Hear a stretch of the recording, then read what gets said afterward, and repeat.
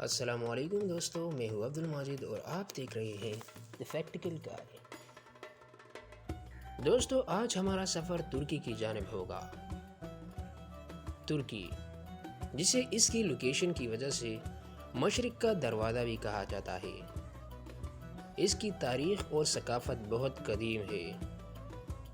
ترکی کے بارے میں جاننے کے لیے آپ جتنا ایکسائٹڈ ہیں اتنا میں بھی ہوں، تو چلیے شروع کرتے ہیں ہم آج کا سفر۔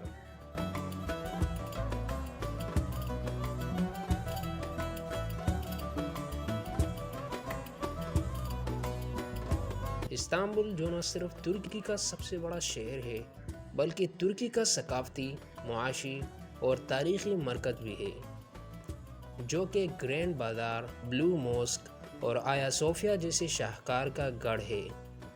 یہ دنیا کا واحد شہر ہے جو 2 براعظموں میں شمار ہوتا ہے، کیونکہ اس میں موجود 31 کلومیٹر لمبا اور 700 میٹر چوڑا بوسفورس اسٹریٹ اسے یورپ سے جدا کر کے ایشیا کے ساتھ ملاتا ہے۔ یہی بوسفورس اسٹریٹ بلیک سی کو سی آف مرمرا کے ساتھ ملاتا ہے۔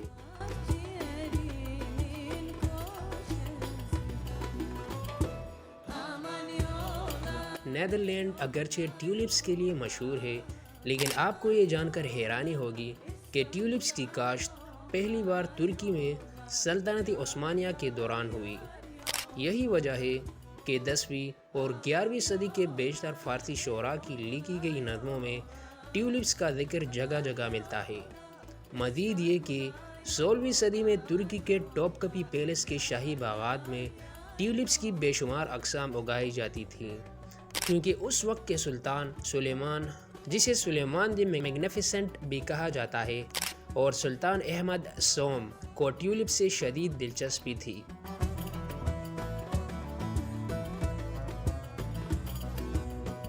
سینٹا کے افسانوی کردار سے تو آپ سب واقف ہی ہوں گے۔ سینٹا کلوز، جسے سینٹ نیکولس بھی کہا جاتا ہے، جو کرسچنز کے مطابق کرسمس کی رات کو بچوں میں کینڈیز اور تحفے بانٹتا ہے۔ کیا آپ جانتے ہیں کہ سینٹا کلوز کی پیدائش کہاں ہوئی؟ تو آپ کو بتاتا چلوں کہ ترکی میں ڈسٹرکٹ ڈیمرے کے نام سے ایک ضلع ہے، جو کہ سینٹا کلوز کی جائے پیدائش کے طور پر جانا جاتا ہے۔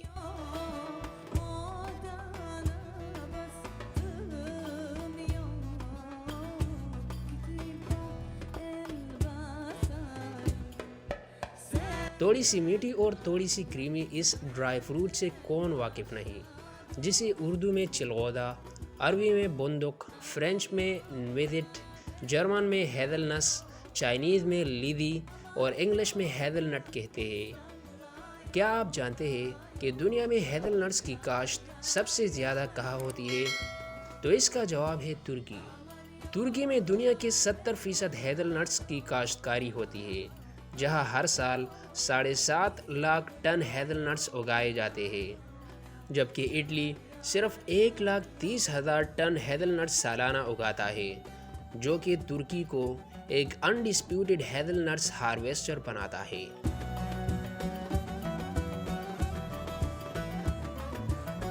کیا آپ جانتے ہیں کہ دنیا میں سب سے زیادہ کافی کہاں اگائی جاتی ہے؟ تو آپ کا جواب ہوگا ترکی، جو کہ تھا غلط جواب۔ کیسا لگا میرا مذاق؟ کیونکہ دنیا میں سب سے زیادہ کافی برازیل میں اگائی جاتی ہے، جو کہ ہر سال 2.26 ملین میٹرک ٹن کافی اگاتا ہے، جبکہ ترکی ہر سال صرف 5 لاکھ سے 6 لاکھ کافی بیگز ہی اگا پاتا ہے، جو کہ کوانٹٹی میں بھلے ہی کم ہو لیکن کوالٹی میں اعلیٰ ہوتی ہے۔ ترکش کافی اپنی زبردست کوالٹی اور یونیک ٹیسٹ کے لیے جانی جاتی ہے۔ ترکی میں کافی کی کاشت اس کے شمال مشرقی صوبوں جیسے مردن، شنگلورفا اور دیار باکر وغیرہ میں ہوتی ہے، جہاں پر کافی اگانے کے لیے ایک مناسب ماحول میسر ہوتا ہے۔ ترکی میں کافی کا کلچر صدیوں پرانا ہے۔ ترکش کافی کو بنانے کے لیے کافی بینز کو باریک پیسا جاتا ہے اور یہ کافی ایک خاص قسم کے برتن میں بنائی جاتی ہے، جسے ججوے یا سیزوے کہتے ہیں۔ عموماً اس میں چینی اور الائچی کا استعمال کیا جاتا ہے۔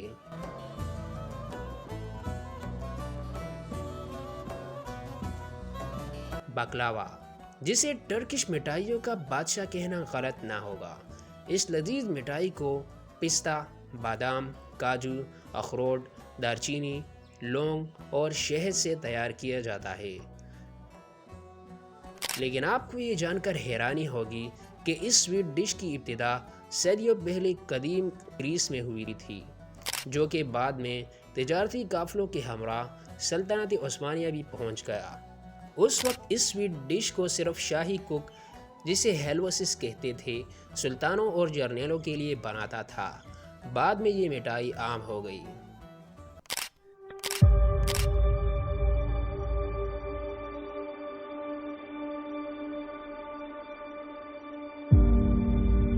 ہائٹائٹ 1650 سے 1200 قبل مسیح میں ایک عظیم اور طاقتور سلطنت تھی۔ اس کے دارالخلافے کا نام ہٹوسا تھا۔ یہ صرف طاقت کے معاملے میں ہی نہیں بلکہ علم و ثقافت میں بھی دنیا سے بہت آگے تھے۔ لیکن کہتے ہیں نا کہ ہر عروج کو زوال ہے، ٹھیک ویسے ہی 1200 قبل مسیح میں سمندری ڈاکوؤں کے ایک گروہ نے اس پورے علاقے کو تباہ کر دیا، جس کے باقیات آج بھی موجودہ ترکی کے قصبے بوغازکال کے قریب واقع ہے، جو کہ اب ایک یونیسکو ورلڈ ہیریٹیج ہے۔ آج بھی لوگ یہاں تاریخی مطالعے کے لیے جاتے ہیں۔ بتاتا چلوں کہ ہٹوسا کے مرکزی دروازے کا نام لائنز گیٹ ہے، کیونکہ اس دروازے پر شیروں کے اشکال بنے ہوئے ہیں۔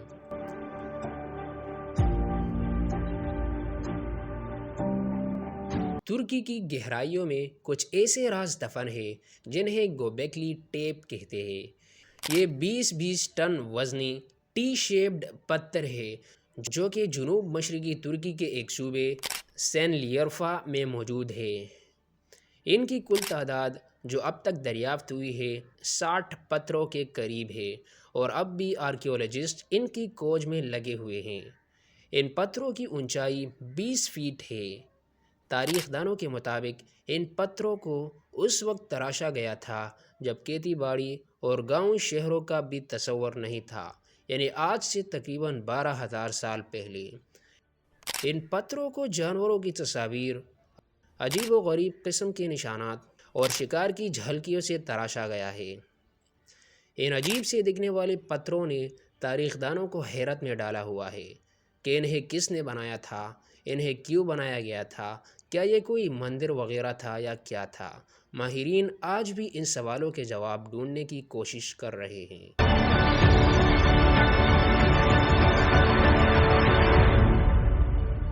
ٹروئے، جو کہ 3000 سے 2000 قبل مسیح میں اناطولیہ یعنی موجودہ ترکی کا ایک عالیشان شہر تھا۔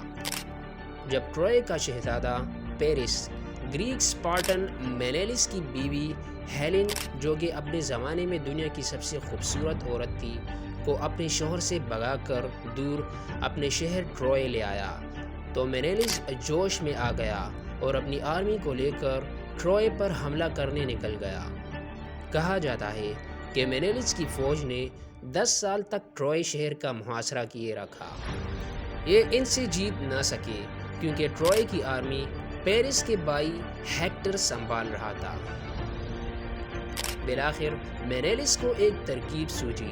اس نے اپنی آرمی سے لکڑی کا سینکڑوں فٹ اونچا اور کھوکھلا گھوڑا بنایا، جس میں وہ اپنی آرمی سمیت چھپ کر ٹروئے کے اندر چلا گیا اور پورے شہر کو جلا کر راکھ کر دیا۔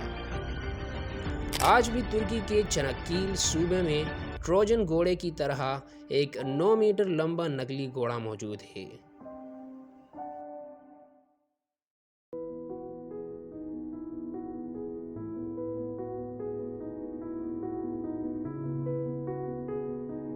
پاموکلے، جسے اکثر کاٹن کاسل بھی کہا جاتا ہے، ترکی میں ایک قدرتی عجوبہ ہے۔ یہ سفید معدنیات سے مالا مال تھرمل پانی کی ٹیریسز کے لیے مشہور ہے جو پہاڑی کنارے سے نیچے آتے ہیں۔ ٹیریسز بہتے ہوئے پانی سے کیلشیم کاربونیٹ کے ذخائر سے بنتی ہے۔ نام پاموکلے کا ترجمہ ترکی میں کاٹن کاسل یعنی کپاس کا قلعہ ہے، جو سفید ٹھرورٹائن ٹیرس کی روئی سے مشابہت کو ظاہر کرتا ہے۔ پاموکلے کاٹن کاسل ترکی کے ڈینیزلی صوبے میں واقع ہے۔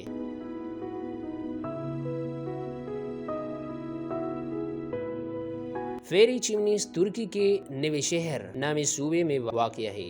اصل میں اس ایریا میں ہزاروں سالوں سے وولکینک ایرپشنز یعنی آتش فشائی دھماکوں کی وجہ سے بڑے بڑے پتھر نمایاں ہوئے ہیں جو کہ چمنیز کی طرح لگتے ہیں، اس لیے انہیں فیری چمنیز کہا جاتا ہے۔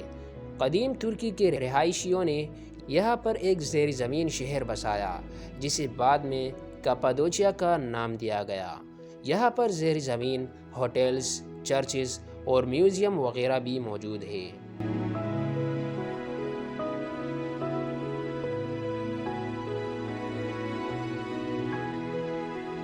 ترکی کے جنوب مغربی ساحل پر اولودینیز نامی قصبہ، جو کہ اپنے ریزورٹس کے لیے جانا جاتا ہے، کے اندر ایک کرسٹل کی طرح صاف فیروزی پانی والی لگون ہے جس کی سرحد ایک لمبی ریتیلی بار ہے۔ پرسکون جھیل، سرسبز و شاداب چٹانوں سے گرا ہوا یہ لگون آرام دہ اور دلکش نظاروں کے خواہاں مسافروں کے لیے ایک بہترین ویکیشن سپاٹ پیش کرتا ہے۔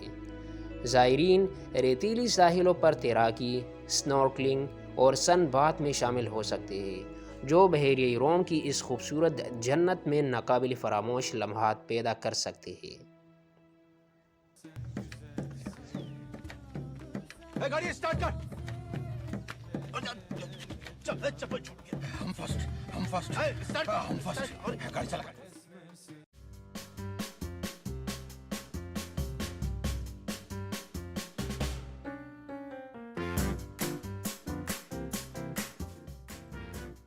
استنبول کا شہر بلیوں سے اپنے محبت کے لیے مشہور ہے۔ یہاں پر ہزاروں کی تعداد میں بلیاں سڑکوں پر بغیر کسی خوف کے گھومتی رہتی ہے، یہاں تک کہ ایک ترکی ڈائریکٹر سیدہ تورن نے 2016 میں بلیوں پر قیدی کے نام سے ایک ڈاکومنٹری فلم بھی بنائی تھی، جس میں انہوں نے استنبول کے لوگوں اور استنبول کی سڑکوں پر آوارہ پھرنے والی ہزاروں بلیوں کے درمیان رشتے کے بارے میں بتایا۔ بتاتا چلوں کہ ترکی زبان میں قیدی کا مطلب بلی ہے۔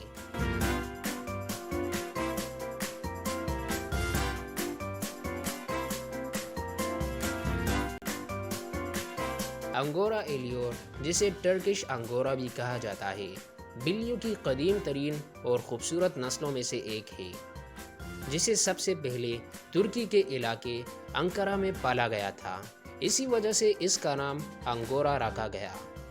ان کے بال ریشمی اور آنکھیں بادامی شکل کی ہوتی ہے، جن کا رنگ کبھی نیلا، کبھی سبز اور کبھی عنبر ہوتا ہے۔ سلطانوں اور شہزادیوں سمیت عثمانی شاہی خاندان سے وابستہ ان بلیوں کو محلات پہ، خاص طور پر استنبول کے توپ کپی محل میں عزت و احترام کے ساتھ رکھا جاتا تھا۔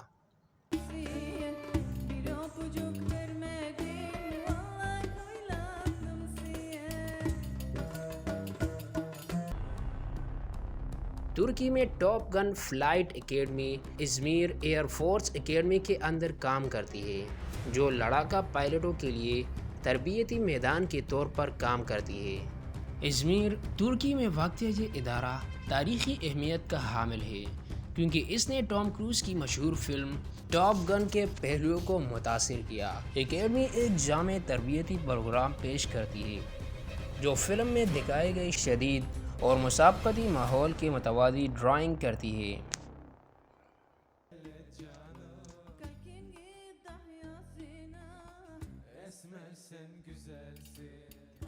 یہ روایتی رسمی رقص جو صوفیہ کے ذریعے پیش کیا جاتا ہے، جسے گھومنے والے درویش کے نام سے جانا جاتا ہے، ترکی کے روحانی ورثے کی ایک دلکش جھلک پیش کرتا ہے۔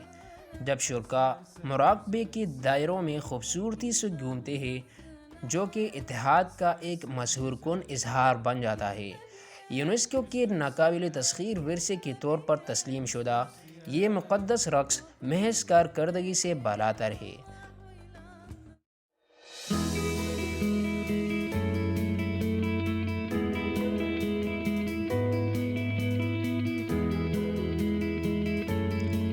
ترکی کے تہوار بہت دلکش اور دلچسپ ہوتے ہیں، جن میں شامل ہے استنبول میں منعقد ہونے والا ٹیولپ فیسٹیول، جس میں ہر سال استنبول کے شہر کو لال، گلابی، پیلا، سفید اور مختلف رنگوں کی ٹیولپ سے سجایا جاتا ہے۔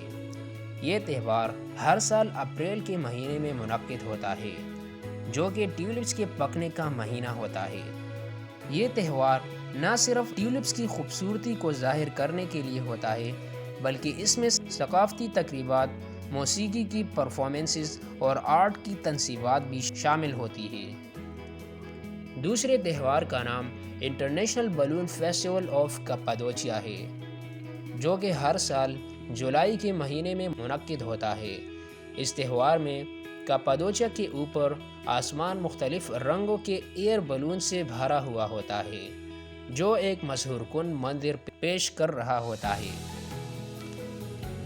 تیسرا تہوار نوروز ہے، جو کہ مارچ کے مہینے میں موسم بہار آنے کی خوشی میں منایا جاتا ہے۔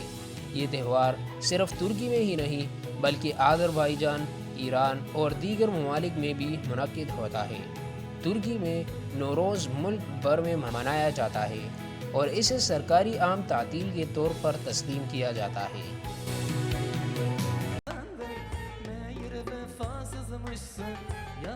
ترکی میں قدیم طرز پہ بنائے گئے حمام ترکی کی خوبصورتی کو مزید زینت بخشتے ہیں۔ ترکی میں پہلے حمام کا کریڈٹ رومیوں کو جاتا ہے، کیونکہ ترکی میں باتنگ کلچر کو سب سے پہلے 5 سے 1 قبل مسیح میں روم کے بادشاہ اگسٹس کے خاص آدمی اگرپا نے متعارف کرایا۔ اس سے پہلے ترکی کے لوگ تالاب وغیرہ میں نہاتے تھے۔ پھر اوٹومن امپائر یعنی سلطنت عثمانیہ میں حمام کا کلچر متعارف ہوا، اور ترکی میں اس وقت سب سے قدیم حمام استنبول میں موجود ہے، جس کا نام چیمبر لٹاس ہے، جو کہ 1584 میں ترکی کے سلطان مراد سوم نے عثمانی دور کے مشہور آرکیٹیکٹ معمار سینان کے زیر نگرانی بنایا۔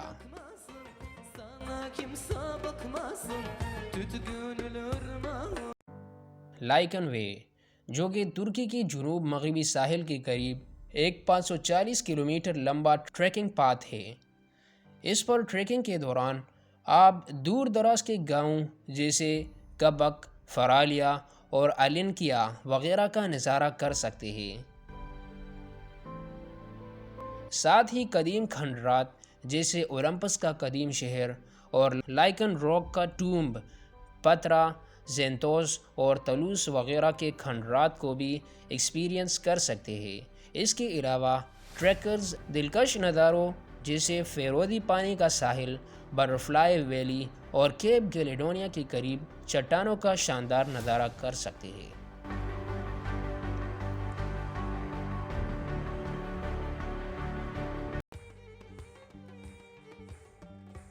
تو دوستو، ہمارا ترکی کا سفر یہی تک تھا۔ اگر آپ کو یہ ویڈیو انفارمیٹیو اور انٹرٹیننگ لگی ہو تو اسے لائک کریں، ساتھ ہی بیل کے آئیکن کو بھی پریس کریں اور چینل کو سبسکرائب کرنا نہ بھولیے گا۔ ہم ملیں گے کسی اور سفر پر، تب تک کے لیے اللہ حافظ۔ ختم، bye bye, tata, goodbye, گیا نا نا نا، ختم، bye bye, tata, goodbye, گیا نا نا نا، کیا ہوا؟ کچھ بچا ہی نہیں۔